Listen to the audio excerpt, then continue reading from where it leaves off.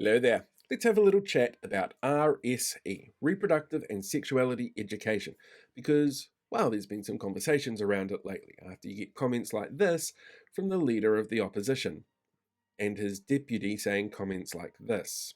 And I get it. I get the need for parents wanting to discuss these things with their kids, to understand where their kids are coming from, and to make sure their kids are armed with the information they feel is relevant when it comes to sex ed.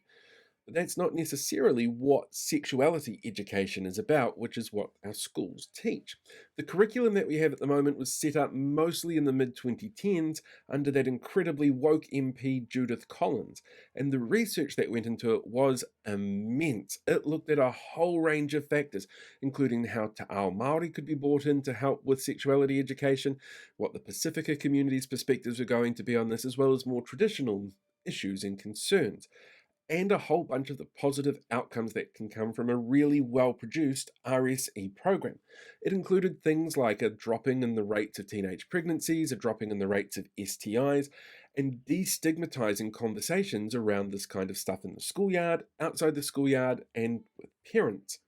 The problems that came through with it, though, after research that was done last year, I think it was last year, was really down to resourcing and levels of comfort, because it's one of those things where while you might have a generalized curriculum, it doesn't matter what the topic is, there are going to be people at different levels of understanding when it comes to our schooling. It's the same as somebody who does maths who doesn't quite get what they learned last year in algebra or whatever.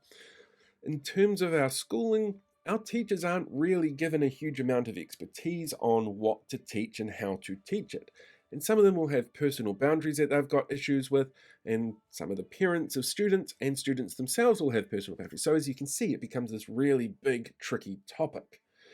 So it's really hard to get a uniform code of where they need to be at certain points. But the outcomes and the benefits are so important to not just those individual students, but to also peer groups and societal groups as they grow older.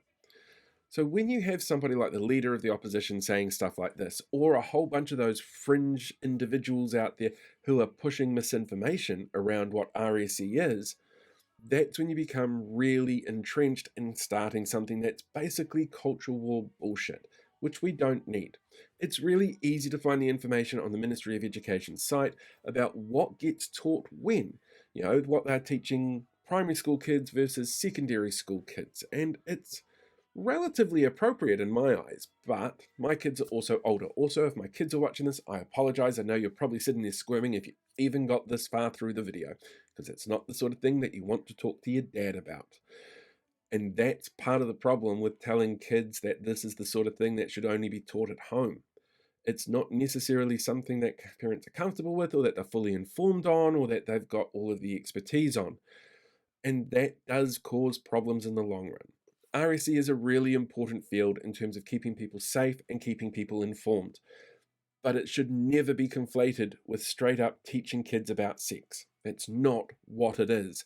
And those that are pushing that narrative, they're just wrong.